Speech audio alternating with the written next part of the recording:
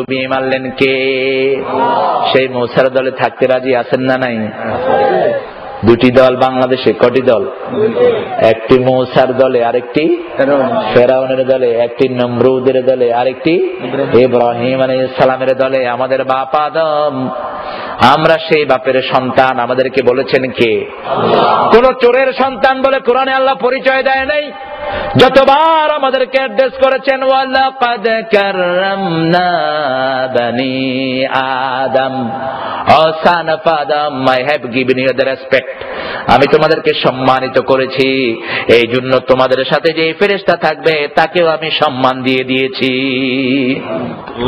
আল্লাহর হাবিব সাল্লাল্লাহু আলাইহি ওয়াসাল্লাম সুগন্ধিকে বড় বেশি ভালোবাসতেন, সাথে সাথে ভালোবাসতেন নারী জাতিকে, মায়ের জাতিকে এতটা ভালোবাসতেন মুহাম্মদ দুনিয়ার সব নির্যাতিতা, অপমানিতা, অপদস্থা মহিলাকে রানীর সিংহাসনে আসীন করেছেন মুহাম্মদ সাল্লাল্লাহু আলাইহি ওয়াসাল্লাম। যেখানে মেয়েদের কোনো অধিকার ছিল না, সেখানে মেয়েদেরকে স্বামীর চেয়ে বেশি অধিকার দিয়েছেন কে? কার মাধ্যমে? মুহাম্মদ সাল্লাল্লাহু আলাইহি ওয়াসাল্লাম।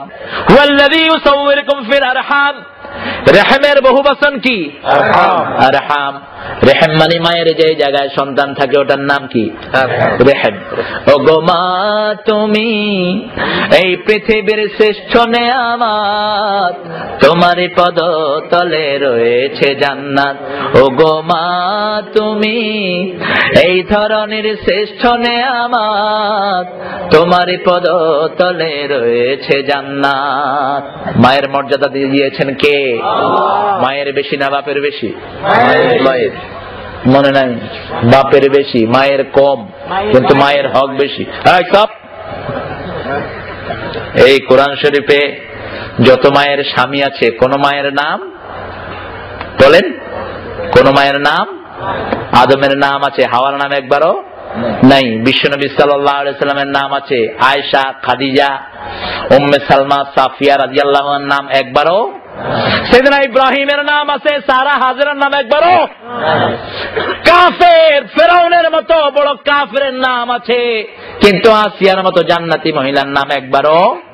বরং আসিয়ার নাম বলতে গিয়ে আল্লাহ বলেছেন দরাবাল্লাহু মাসালান লিল্লাযিনা আমানু ইমরাআতা ফিরাউন। দুনিয়ার সব মুমিনদেরকে ফেরাউনের স্ত্রীকে আদর্শ করে দিলাম। কেন? আল্লাহ কি আসিয়ার নাম জানতেন না? শুধু একজন মহিলার নাম দিয়েছেন, যেই মহিলার স্বামী নাই। কোন? জোরে কোন? এখন বলেন স্বামীর মর্যাদা বেশি না স্ত্রীর? এতক্ষণ পয়েন্টেশন দেয়, কিন্তু মায়ের হক বেশি দিয়েছেন কে? পেটে ধারণ করেছেন কে? আল্লাহ।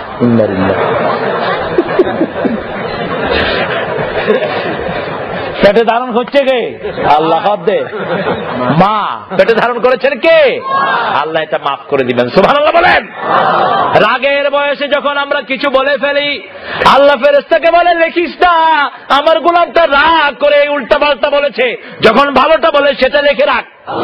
ওয়ামা খালাকতা হাযা বাতিলা সুবহানাকা ফাকিনা আযাবান নার। কত বড় হাকিম আমার আল্লাহ! একজন মায়ের পেটে আল্লাহ একসাথে 1 লাখ সন্তান দেওয়ার ক্ষমতা আছে না নাই? আজকের বিজ্ঞান বলছে ইয়াখরুজু মিন বাইনিস সুলবি ওয়াত তারাইব, পুরুষের শিরদাঁড়া থেকে যেই পানিটা টপকে পড়ে মায়ের ওভামের ভিতরে, মিম্মাইন দাফিক, মিম্মাইন দাফিক। সব বর্ণনা কোরআন শরীফে আছে না নাই? আর সব শিখে শুধু এটাই পড়ে না, সব শিকার পরে কোরআন না জানলে ওটা হলো মূর্খ। ওটা কি? মূর্খ। আর কোন কিতাব পড়লো না, কিন্তু কোরআন যদি পড়ে সে হয়ে যাবে ওমরের মতো। আল্লাহু আকবার। এটা যখন মায়ের ওভামের ভিতরে লাফিয়ে পড়ে, আজকের বিজ্ঞান বলছে 1 ফোঁটা এই শুক্রিটের ভিতরে লক্ষ লক্ষ প্রাণ থাকে। সেখান থেকে আল্লাহ বাছাই করে করে কাউকে 1টা দেয়, কাউকে 2টা দেয়, কাউকে 3টা দেয়, কাউকে 4টা দেয়। এই পৃথিবীর ইতিহাস হলো এক মায়ের একসাথে 12টা সন্তান হয়েছে। ক্যালিফোর্নিয়ার এক মহিলার 12টা সন্তান হয়েছে, ইংল্যান্ডের একটার 7টা হয়েছে। সুবহানাল্লাহ বলবেন না? এগুলোকে আল্লাহ রাব্বুল আলামিন চেহারাও আলাদা দেয়, ঠিক কিনা? যমজ, কিন্তু যমজ হলেও দুইটার মধ্যে একটু পার্থক্য আছে না নেই? মানুষে মনে করে যমজ গুলো বোধহয় একসাথেই পায়খানা করে, একসাথেই বোধহয় খায়, না, মিথ্যা কথা। দুইটাই আলাদা জীবন। আবার দেখেন, এক মাথা যদি দুই শরীরের হয়, ওই মাথার মৃত্যু আছে না নাই? শরীর দুইটা, মাথাও দুইটা। এখানে আল্লাহ তাওহীদের প্রমাণ দিচ্ছেন। সেজন্য সব কিছুর জন্য কার দিকে ঘুরতে হবে? মায়ের সম্মান দান করেছেন কে? মায়ের কদর বেশি করবেন না কম? একজন সাহাবী বদরে উপস্থিত হয়েছেন, উহুদে উপস্থিত হয়েছেন, তবুকে উপস্থিত হয়েছেন, কিন্তু মৃত্যুর সময় জিহ্বায় কালেমা আসতেছে না। আল্লাহর হাবিব সাল্লাল্লাহু আলাইহি সাল্লাম বলেন, অমুককে কালেমা পড়াও। আমরা মৃত্যুর সময় ভুল করি, বাংলাদেশে এটা জেনারেলি আছে।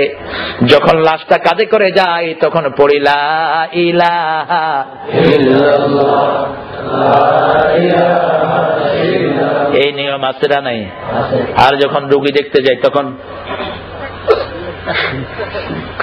অথচ মুমূর্ষু রোগীর কাছে গেলে পড়তে হবে লা ইলাহা ইল্লাল্লাহ। এটা বিশ্বনবীর সুন্নাত। মুমূর্ষু অবস্থায় আছে, তার পাশে গিয়ে কালেমা পড়ো, তাহলে তার শেষ কালেমা যদি আল্লাহর এই কালেমা হয়ে যায়, আল্লাহ তার জীবনের গুনাহ মাফ করে দিবে। তোমার সাথে শুনে শুনে সে কালেমা পড়ে নিবে। আর যখন তার কাফনটা বহন করবা তখন বলো আল্লাহুম্মা গফির ওয়ারহাম, হে আল্লাহ তারে মাফ করে দেন, তাকে রহম করেন। আল্লাহুম্মা ওয়াসি কবরাহু, আল্লাহুম্মা ইয়াসসির হিসাবাহু, হে আল্লাহ তার কবরটাকে প্রশস্ত করে দেন, তার হিসাবটাকে সহজ করে দেন, বিনা হিসাবে তাকে জান্নাত দিয়ে দেন।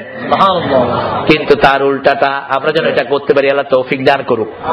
একজন সাহাবী নাম হলো আকলামা। কি নাম? জোরে বলেন।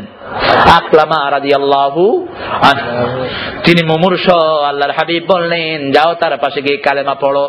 সাহাবায়ে কেরাম কালেমা পড়ছেন, ওই সাহাবীর জিহ্বা পেঁচ লেগে যাচ্ছে। বিশ্বনবী সাল্লাল্লাহু আলাইহি ওয়াসাল্লামের কাছে বিচার দেয়া হলো, ইয়া রাসূলুল্লাহ সাল্লাল্লাহু, আপনার আকলামার জিহ্বায় কালেমা আসছে না। আল্লাহর হাবিব বুঝলেন, সাথে সাথে বললেন, মায়ের কাছে যাও, মায়ের কাছে যাও, মাকে কষ্ট দিয়েছে সেই জন্য কালেমা বন্ধ হয়ে গেছে। অথচ বদরে যারা গিয়েছেন, উহুদে যারা গিয়েছেন, তাদের সব গুনাহ মাফ করে দিয়েছেন কে? আল্লাহ। মায়ের কাছে গিয়েছে, যাওয়ার পরে বলল, আপনার আকলামা কি আপনাকে কষ্ট দিয়েছে নাকি? মা বলল, সারা জীবন বইয়ের কথা শুনেছে, শুধু বিবির কথা শুনতো। এরকম পোড়া কপাল্লা এখানে আসে না নাই? মনে রাখবা, বিবি গেলে বিবি পাবা, সন্তান গেলে সন্তান পাওয়া যায়, কিন্তু মা গেলে মার মিলে না। দুনিয়ার কাউকে মা রেখে আপন মায়ের মজা পাওয়া যায় না। এমন এক নিয়ামত মা। বিশ্বনবী মায়ের কথা মনে হলে দর দর করে কাঁদতেন। বিদায় হজের সময় আবওয়া নামক জায়গাতে এসে সাহাবায়ে কেরাম নিয়ে দাঁড়িয়ে গেলেন। সবাইকে বললেন, কেউ কেঁদো না। আল্লাহর হাবিব মায়ের কবরের পাশে গিয়ে দরদর করে কাঁদতে লাগলেন। 10,000 সাহাবী কাঁদছেন। আল্লাহর হাবিব বললেন, তোমাদেরকে না নিষেধ করেছি? বিশ্বনবী সাল্লাল্লাহু আলাইহি ওয়াসাল্লাম বললেন, তোমরা কাঁদলা কেন? সাহাবায়ে কেরাম বলেন, ইয়া রাসূলুল্লাহ, আপনাকে হৃদয়ের চেয়ে বেশি ভালোবাসি। আপনার চোখগুলো ভিজা দেখলে আমরা চোখ শুকনা রাখতে পারি না। আল্লাহর হাবিব বলেন, ওয়াজাদাতনি রাহমাতুহা ফাবাকাইত, আমার মায়ের আদরের কথা আমার মনে পড়েছে, সেই জন্য আমি কেঁদেছি। বিশ্বনবী সাল্লাল্লাহু আলাইহি সাল্লাম বললেন, কার জোগাড় করে নিয়ে আসো, আকলামাকে কার জোগাড় করে এখানেই আগুন জ্বালানোর ব্যবস্থা করো। কার জোগাড় করা হলো? মা জননী ঘর থেকে বেরিয়ে দেখে কাঠ। কার জন্য আনা হয়েছে কাঠ? সাহাবায়ে কেরাম বললেন, আপনার ছেলের জন্য। এবার জনম দুঃখিনী মা বললেন, সারা জীবনের জন্য ছেলেটাকে মাফ করে দিলাম। এতটুকু সন্তানের কষ্ট কোনো মা সহ্য করতে পারে না। দুইজন মানুষের খেদমতকে এই জন্য আল্লাহ ফরজ করে দিয়েছেন। দুইজনের বৃদ্ধ বয়সকে আল্লাহ হাইলাইট করেছেন। وَقَضَى رَبُّكَ أَلَّا تَعْبُدُوا إِلَّا إِيَّاهُ وَبِالْوَالِدَيْنِ إِحْسَانًا إِمَّا يَبْلُغَنَّ يبلغن عندك الكبر أحدهما أو كلاهما فلا تقل لهما أف ولا تنهرهما وقل لهما قولا كريما اخفض لهما جناح الذل من الرحمة وقل رب ارحمهما كما ربياني صغيرا যখন মা মাফ করে দিলেন সাহাবায়ে কেরাম যাওয়ার আগে দেখেন আকলামা পড়ছে লা ইলাহা ইল্লাল্লাহু মুহাম্মাদুর রাসূলুল্লাহ সাল্লাল্লাহু আলাইহি ওয়াসাল্লাম। পিতামাতাকে কষ্ট দিলে তার রেজাল্ট দুনিয়াতে আসে না নাই? যৌবন বয়সে দেখবেন বহু ছেলে বিকলাঙ্গ হয়ে আছে, বুঝবেন হয় মাকে কষ্ট দিয়েছে না হয় বাপকে কষ্ট দিয়েছে।